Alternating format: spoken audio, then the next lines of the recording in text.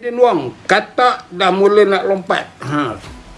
Dia masalahnya sekarang ni, soal kata ni, kita kena tanya, kena fahamkan bahawa 15 ekor kata dah melompat ke Parti Bersatu. Kemudian UMNO nak tubuhkan kerajaan, nak minta sokongan 15 ekor kata itu. Masalahnya kata tu tinggalkan UMNO dalam keadaan kelaparan, UMNO hilang kuasa, UMNO dalam kesusahan, bersenang lenang di bawah Parti Bersatu. Sekarang UMNO nak ambil lah dia orang, duduk balik, jadi akan menjadi presiden sepanjang hayat UMNO ni ada di muka bumi, bahawa UMNO ni sebuah parti yang tak ada maruah. Apa saya katakan presiden daluannya? Kau keluar UMNO, kau masuk itu, esok kau masuk balik lah UMNO. UMNO kan dia peduli kau punya masalah masa keluar UMNO. Ini dia. Orang dulu pun ada keluar UMNO, lepas itu dia masuk UMNO, seperti Tengku Razali. Tetapi apabila dia nak masuk UMNO, dia bubarkan parti dia. Semangat 46 itu boleh kita terima. Yang ini dia masih lagi dalam PBB, dalam Parti Bersatu, Parti Pribumi Bumi Putra Bersatu ke apa ke, saya pun tak tahulah. Parti Bunga Raya ni panjang sangat ayat dia, tapi ringkasnya Parti Bersatu. Yang mana orang macam Mustafa Muhammad, orang macam Hamzah Zainuddin, orang macam Iqmal Hisham, orang yang macam apa tu, ahli Parlimen Hulu Terengganu itu, maki hamun UMNO untuk mempertahankan parti dia. Tiba UMNO pergi peluk, cium pipi bin UMNO ni. Kalau itulah sikap kamu, saya nak bagi tahu, terbaik, jelas dan terang, cukup berkesan. Saya gelak bila Datuk kata ahli kena viral gila babi. Inilah contoh pemimpin. Ya. Kalaulah pemimpin UMNO kena gila babi, kamu seoranglah pergi gila babi. Tetapi virus kamu bagi ke turun ke bawah ni, kami di Pak Akar Umbi ni menjadi masalah. Tuan-tuan, saya nak tengok ni, ada soalan-soalan. Yang masalahnya sekarang, sehingga isu UMNO bakal diharam pun tidak ada satu kenyataan siapa yang salah. Malah Ismail Said, Ketua UMNO bahagian Kuala Kerau, Timbalan Menteri Dalam Negeri, seperti mersuinya. Bolehlah UMNO terima dia, binatang ini. Apa jenisnya UMNO ini? Saya nak tahu tuan-tuan lah.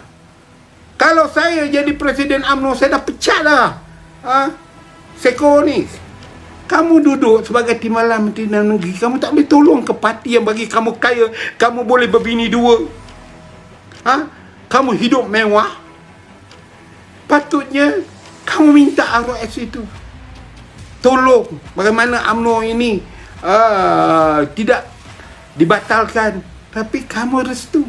Sekarang pemimpin UMNO boleh peluk lah Ismail Said tu, haram jadah punya pemimpin UMNO.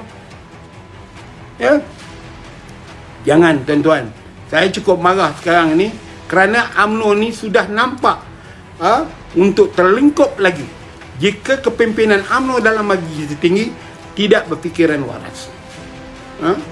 Saya nak bagi tahu tuan-tuan, kita ni orang Melayu, tidak ada satu parti tunggal Melayu yang berjuang punya rekod yang panjang melainkan UMNO ni. Ya. Jadi kamu nak marah dengan anak muda ikut DAP, ikut parti ini, ikut ni, tetapi kamu sendiri tidak ada dalam.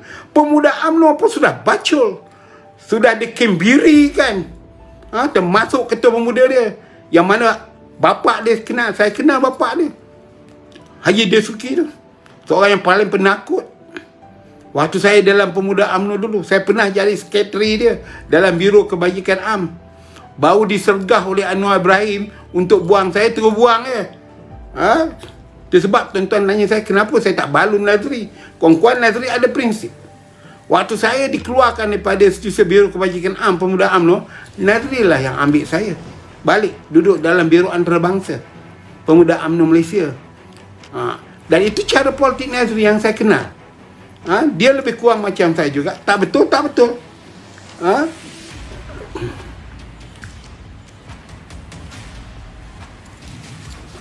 Ibn Jafar tanya, kalau GPS bagi blank check kepada Tuan Agong dan kemudian PM yang dilantik itu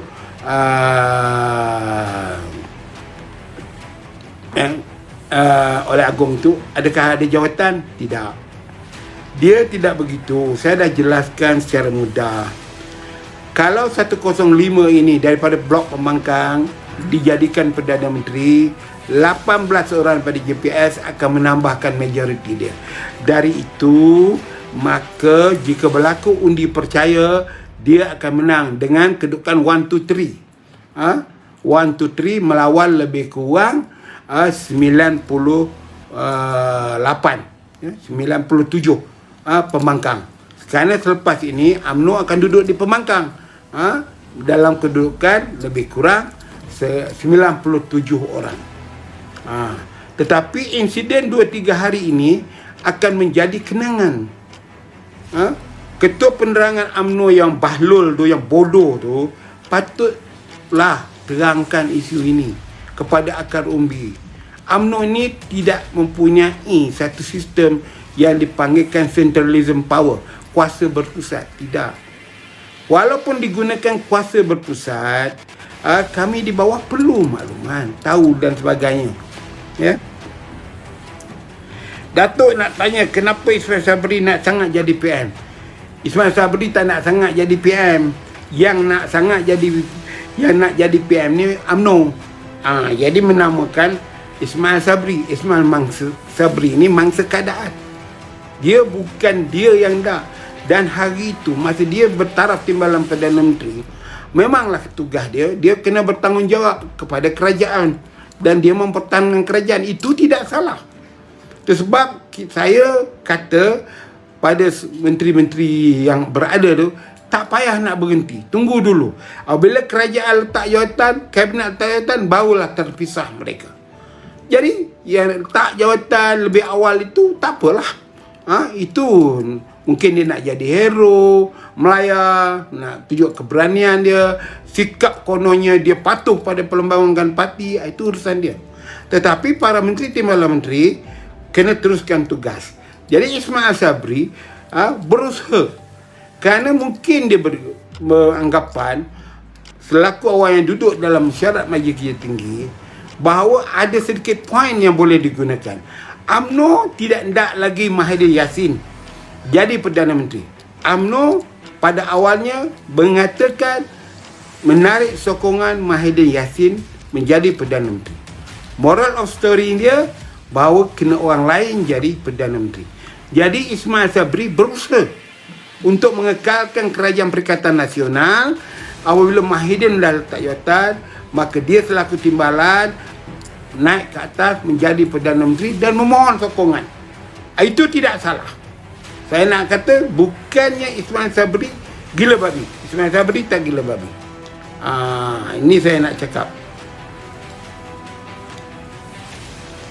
Daniel David cerdik sikit dalam ilmu politik ni. GPS tak cakap sokong siapa. Kan saya dah terang. Lain kali jangan dengar, jangan menyampuk orang bercakap. Saya kata Kuala Lumpur ni, Kuching ni, dia tak nak bergaduh dengan Kuala Lumpur. Kalau ditakdirkan Anwar Ibrahim menjadi Perdana Menteri, 18 itu akan menyokong. Jangan komen melalui ilmu yang tak ada.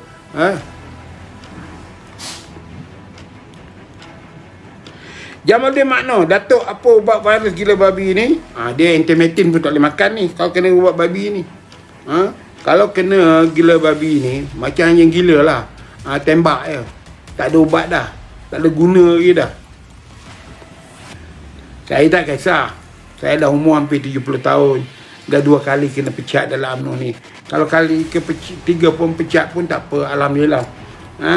Pecatlah saya dalam UMNO. Tak ada apa masalah. Tapi saya tetap konsisten menyokong UMNO. Yang salah bukan perjuangan UMNO, asas dan tujuan UMNO. Yang salah pemimpin UMNO. Saya terima.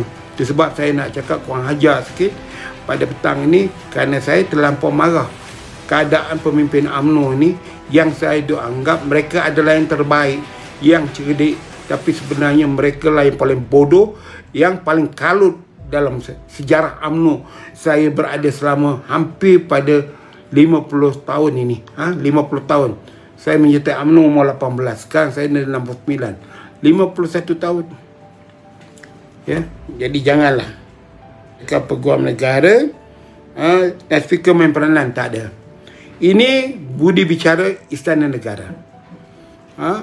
Perlembagaan kata budi bicara dia. Ini Tuan Agong. Itu sebab yang Tuan Agong kata, siapa yang menang, yang dipilih jadi Perdana Menteri, pergilah ke Dewan Rakyat, minta undi percaya. Kalau kamu gagal, terserah pada kamu. Apakah maksudnya itu? Prinsipnya, kuasa melantik ada kepada Istana Negara. Kuasa membuang tak ada pada dia. Kuasa membuang di bangunan Dewan Rakyat, dalam Dewan Rakyat. Dari itu, apa yang saya nak kata kepada tuan-tuan dan puan-puan, maka Istana Negara juga kena memikirkan, adakah orang yang akan dilantik ini akan tewas dalam undi percaya. Tetapi kalau 105 dan 18 ini bersatu, dia dah ada 123, tak kemungkinan boleh menang.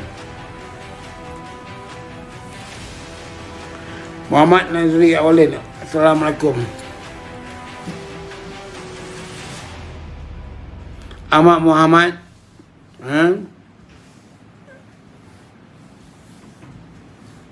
Datuk Kerusi Mahkamah boleh dibebaskan, lepaskan UMNO. Itu kedua mereka dah berkata sanggup menghadapi mahkamah. Pergi berak bro, tapi kau jangan kotorkan tandas ya.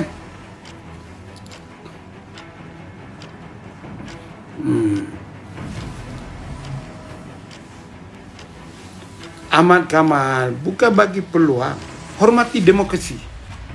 Ini bukan soal bila kita kata Anwar nak jadi Perdana Menteri ini, kita bagi peluang. Itu bukan.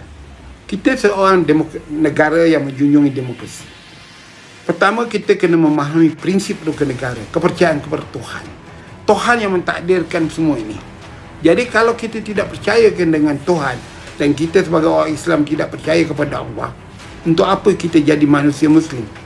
Jadi Allah menentukan kita jadi Perdana Menteri atau tidak, kita menjadi menteri ke tidak. Saya telah ada ketentuan Allah, hanya menjadi seorang pencacai dalam UMNO, duduk di arus yang paling bawah, iaitu UMNO Cawangan. Tapi saya tidak pernah kesal, saya tidak pernah marah. Dalam perjuangan saya 50 tahun tak dapat menikmati jawatan-jawatan yang hebat seperti orang lain, kerana saya seorang Muslim. Segala ini ketentuan Allah. Allah telah menentukan saya begini. Tetapi ittihad politik saya, perjuangan saya, dan juga kehendak Allah. Kedua, kita mesti setia kepada raja dan negara kita. Dari dalam negara kita mengamalkan prinsip demokrasi. Kita pertahankan idealisme demokrasi berparlimen kita. Sistem itu telah nampak kejayaannya untuk kita hidup dalam keadaan yang mana holistik, plural dan harmoni ini. Kekalkan sistem yang ada sekarang. Itu dia kesetiaan kepada raya dan negara. Kita berikan, bukan mandat, bijaksana tuanku, berdasarkan perlembagaan untuk menentukan siapa Perdana Menteri. Kemudian kita kena percaya kepada keluhan perlembagaan. Perlembagaan itu dah jelas atur susurnya, dah dibuat oleh pakar-pakar daripada India, Pakistan, Australia dan lainnya, dan telah dibincangkan secara rapi dengan wakil raja-raja Melayu. Dah lengkap, dah diperiksa dah sudut mana yang lemah, mana sudut yang tidak lemah dan sebagainya. Kemudian kita hadapi kedaulatan undang-undang ini. Kedaulatan undang ini kita kira, kalau kita seorang Perdana Menteri tak pakai mask, perlu dakwa. Apa yang kita takut? Kerana kita menjunjung rukun negara.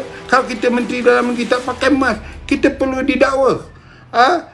Jadi kita patut marah orang tidak mendakwa kepada kita kerana kita seorang pendukung rukun negara, kedaulatan undang-undang. Ini dah ditangkap dalam kereta, bawa girlfriend, masih lagi tidak didakwa kerana kita menteri. Sekarang kita tunggulah apa pandangan lain. Jadi itu yang saya nak katakan pada tuan-tuan. Ya? Jadi itulah saja yang saya dapat cakap pada petang ini dalam bual-bual bicara pukul 6 petang. Jadi insyaAllah malam nanti kita cuba lagi. Jadi saya seperti mana penutup saya, yang baik itu datang daripada Allah, yang silap dan itu dari saya mohon maaf. Tetapi saya tidak maaf dengan kesilapan yang dilakukan oleh Majlis Kerja Tertinggi UMNO ini. Sekian, Assalamualaikum warahmatullahi wabarakatuh.